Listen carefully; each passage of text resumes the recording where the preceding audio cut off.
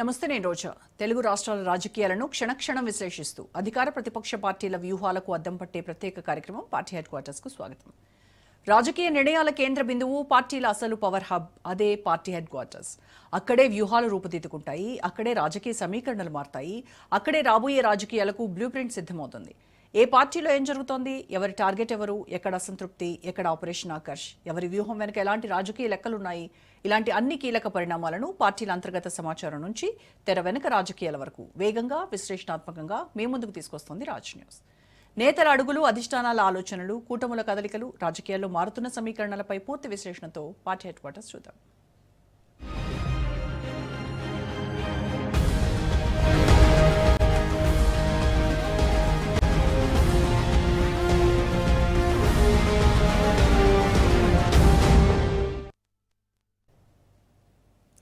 ఆంధ్రప్రదేశ్ రాజధాని అమరావతి అభివృద్ధికి కేంద్ర ప్రభుత్వం మరో కీలక నిర్ణయం తీసుకుంది. అమరావతిలో కేంద్ర ప్రభుత్వ జనరల్ పూల్ ఆఫీస్ అకామిడేషన్ అంటే వివిధ కేంద్ర శాఖల కార్యాలయాల సముదాయం నిర్మాణానికి కేంద్ర కేబినెట్ ఆమోదం తెలిపింది. ప్రధాని నరేంద్ర మోదీ అధ్యక్షతన జరిగిన ఆర్థిక వ్యవహారాల కేబినెట్ కమిటీ ఈ నిర్ణయం తీసుకుంది. సుమారు 1,299 కోట్ల వ్యయంతో 5.53 ఎకరాల విస్తీర్ణంలో ఈ ప్రాజెక్టు చేపట్టనున్నారు. C8, C9 ప్లాట్లలో 2 భారీ భవనాలు నిర్మించి దాదాపు 8,000 మంది అధికారులు, ఉద్యోగులకు కార్యాలయ వసతి కల్పించనున్నారు. 23 లక్షల చదరపు అడుగుల నిర్మాణ విస్తీర్ణంతో పాటు 1,800 కార్ల పార్కింగ్, కాన్ఫరెన్స్ హాల్స్, క్యాంటీన్లు, బ్యాంకింగ్ సేవలు, క్రెచ్ వంటి ఆధునిక సౌకర్యాలు అందుబాటులో ఉండనున్నాయి. పర్యావరణ హిత ప్రమాణాలతో గ్రీన్ 4 స్టార్ బిల్డింగ్ గా నిర్మించనున్నటువంటి ఈ ప్రాజెక్టు ద్వారా అమరావతిని ప్రపంచ స్థాయి గ్రీన్ ఫీల్డ్ రాజధానిగా అభివృద్ధి చేసే దిశగా మరో ముందడుగు పడింది. CPWD ఆధ్వర్యంలో నిర్మాణ పనులు చేపట్టనుండగా టెండర్ ప్రక్రియకు సంబంధించినటువంటి ప్రాథమిక చర్యలు ఇప్పటికే ప్రారంభమైనట్టు కేంద్ర ప్రభుత్వం వెల్లడించింది.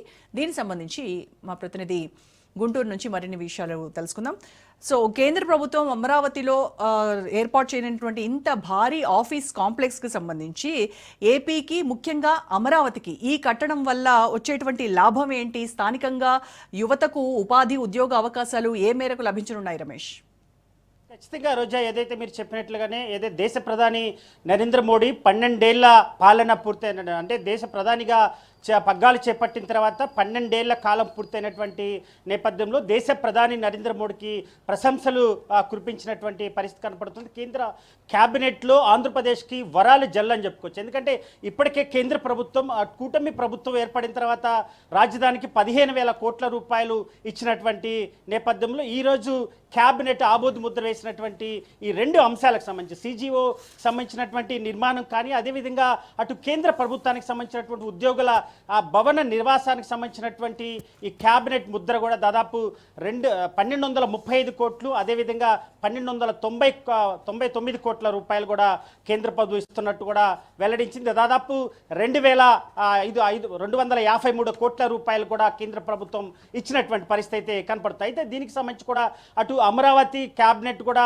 అటు గ్రీన్ సిగ్నల్ ఇచ్చింది. ఎందుకంటే ఖచ్చితంగా రానున్నటువంటి రోజుల్లో అటు కేంద్ర ప్రభుత్వం ఇస్తున్నటువంటి ఏదైతే ఈ 2 ప్రాజెక్టులకు సంబంధించి కూడా ఏదైతే కేంద్ర ప్రభుత్వాలకు సంబంధించినటువంటి ఉద్యోగులకు సంబంధించినటువంటి ఒకే కాంప్లెక్స్ నిర్మించేందుకు కూడా కేంద్ర ప్రభుత్వం ఆమోదముద్ర వేసినటువంటి పరిస్థితి. అంటే మొత్తం అన్ని రాష్ట్రాలకు సంబంధించి కూడా ఆంధ్రప్రదేశ్కు ఒక ప్రత్యేకంగా గుర్తింపు ఇచ్చిందని చెప్పుకోవచ్చు. ఎందుకంటే మనం మొదటి చూస్తున్నాం, కూటమి ప్రభుత్వం వచ్చిన తర్వాత క్యాబినెట్ ఒక్కొక్కటిగా కూడా 15,000 కోట్లు ఇచ్చినటువంటి వ్యవహారం కానీ, అదేవిధంగా పోలవరం త్వరితగతిని కూడా మరి కేంద్ర ప్రభుత్వం పూర్తి చేస్తానచ్చినటువంటి హామీలు కూడా అటు విజన్ పూర్తి స్థాయిలో కూటమి ప్రభుత్వం ముందుకెళ్తున్నటువంటి పరిస్థితి కనపడుతుంది. అయితే మోడీ 12 ఏళ్ల కాలం అటు పూర్తయినటువంటి నేపథ్యంలో ఇటు ఒక తీపి గుర్తు ఆంధ్రప్రదేశ్ ప్రజలకి ఇచ్చిందని చెప్పుకోవచ్చు. ఎందుకంటే అది త్వరితగతిని కూడా మరి కేంద్ర ప్రభుత్వం పూర్తి స్థాయిలో దాదాపు 8,000 మంది ఉద్యోగాలు ఆంధ్రప్రదేశ్కి వస్తున్నటువంటి నేపథ్యంలో కొంత కేంద్ర ప్రభుత్వానికి సంబంధించినటువంటి పనులు కూడా చాలా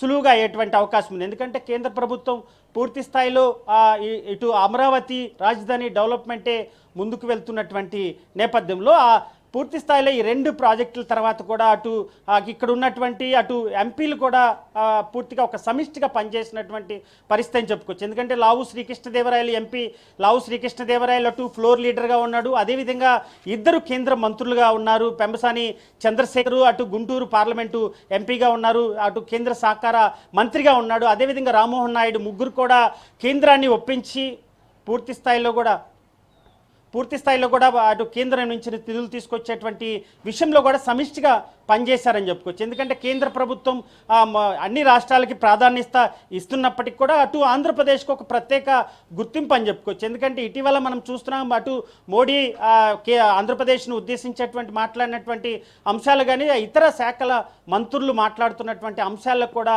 అటు పెద్దపీట ఆంధ్రప్రదేశ్కి వేస్తుందని చెప్పుకోవచ్చు. ఎందుకంటే రాజధానికి సంబంధించి కూడా కొత్త రాజధాని రూపుదిద్దుకుంటున్నటువంటి నేపథ్యంలో అనేక ఇబ్బందులు తలెత్తేటువంటి అవకాశం ఉంది. అయితే ఈరోజు రాష్ట్ర ముఖ్యమంత్రి నారా చంద్రబాబు నాయుడు అదేవిధంగా ఉప ముఖ్యమంత్రి పవన్ కళ్యాణ్ కూడా ఢిల్లీలో అటు కేంద్ర మంత్రులతో పాటు మోడీతో కూడా అటు సమావేశం అయ్యేటటువంటి అవకాశం ఉన్నటువంటి నేపథ్యంలో ఇదే అంశానికి సంబంధించి అది దాదాపు 1235 కోట్లకు సంబంధించి అటు సెంట్రల్ గవర్నమెంట్ పరిపాలన విభాగానికి సంబంధించినటువంటి నిధులు కానీ అదేవిధంగా ఉద్యోగస్తులకు సంబంధించినటువంటి భవన నిర్మాణానికి సంబంధించినటువంటి నిధుల వ్యవహారంలో కానీ దానికి సంబంధించి కూడా మోడీకి అదేవిధంగా కేంద్ర మంత్రులకు కూడా కృతజ్ఞత తెలిపేటువంటి అవకాశం ఉంది. ఇదే సమయంలో రాష్ట్రానికి రావాల్సినటువంటి ఇతర మౌలిక వసతులపైన కూడా దృష్టి సారించేటువంటి అవకాశం ఉంది. ఎందుకంటే రాష్ట్ర ప్రభుత్వం ఇప్పటికే అనేక వ్యవహారాల్లో పోలవరం త్వరితగతిన పూర్తి చేయాలని రాష్ట్ర ప్రజలకి చెప్తున్నటువంటి నేపథ్యంలో కూడా వీటన్నిటిని కూడా అటు కేంద్రం దృష్టికి తీసుకెళ్లేటువంటి అవకాశం ఉంది. అటు అమిత్ షాతో కూడా భేటీ అయ్యేటువంటి అవకాశం ఉంది. రాష్ట్ర ప్రభుత్వం కూటమి ప్రభుత్వం ఏర్పడిన తర్వాత ఇప్పటి వరకు కేంద్ర ప్రభుత్వం ఇచ్చినటువంటి నిధులు ఏ విధంగా ఖర్చు చేస్తున్నాము, అదేవిధంగా అటు పెన్షన్ వ్యవహారం కానీ అదేవిధంగా అటు ఆంధ్రప్రదేశ్లో అందిస్తున్నటువంటి సూపర్ 6 పథకాలపైన కూడా కేంద్ర ప్రభుత్వానికి రమేష్ అయితే కేంద్ర ప్రభుత్వం ఈ నిర్ణయం వల్ల అమరావతి చుట్టుపక్కల ప్రాంతాల్లో ఉన్నటువంటి బిజినెస్లు కావచ్చు, రియల్ ఎస్టేట్ రంగానికి కావచ్చు, ఇది ఏ రకంగా ఇంకా పుంజుకునేటువంటి అవకాశం ఉంది అని అంటారు.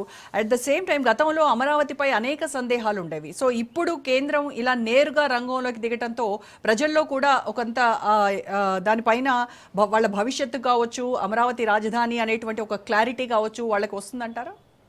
ఎస్, ఖచ్చితంగా రోజా మీరు చెప్పినట్లుగానే ఆంధ్రప్రదేశ్ కూటమి ప్రభుత్వం ఏర్పడిన తర్వాత వైఎస్ జగన్మోహన్ రెడ్డి అటు ఎదురుదాడి చేస్తూ ఉన్నాడు కూటమి ప్రభుత్వం పైన.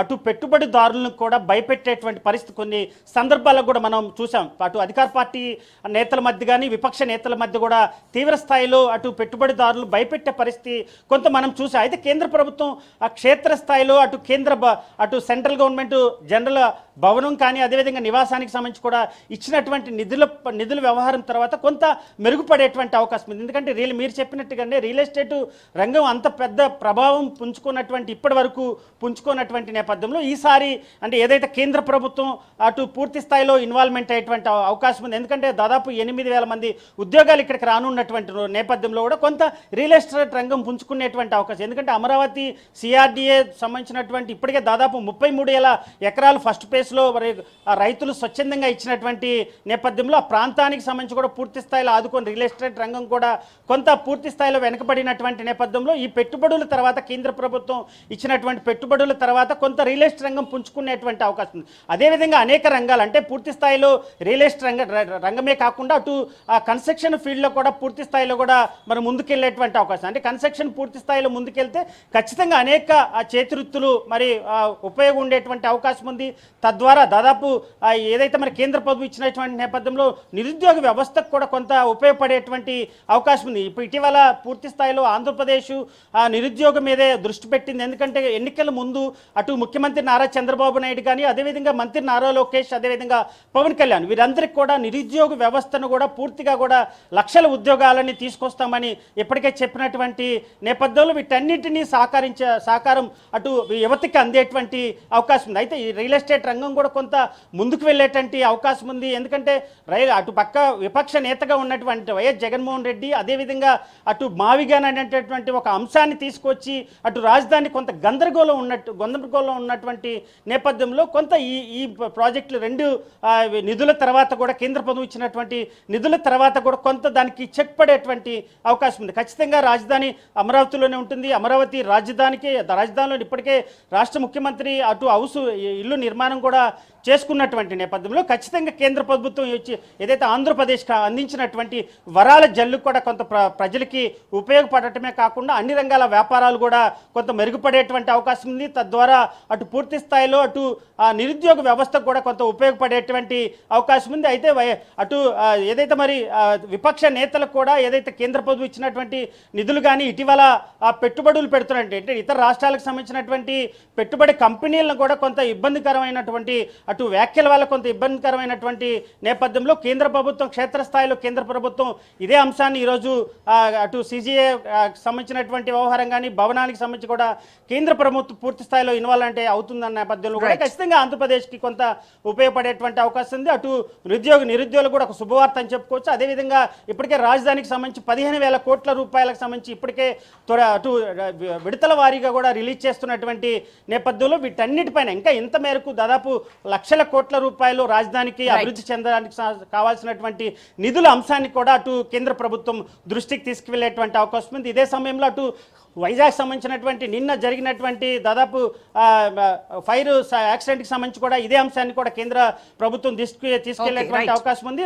రాష్ట్ర వ్యాప్తంగా పూర్తి స్థాయిలో రాజధాని డెవలప్మెంటే ధ్యేయంగా కూటమి ప్రభుత్వం ముందుకెళ్తుంది. ఇదే సమయంలో అన్ని ప్రాంతాల వర్గాల ప్రజలకు కూడా అటు అభివృద్ధి చెందే విధంగా కేంద్ర ప్రభుత్వం సహకారంతో ముందుకెళ్తుందని చెప్పుకోవచ్చు. Roja. Right, thank you Ramesh.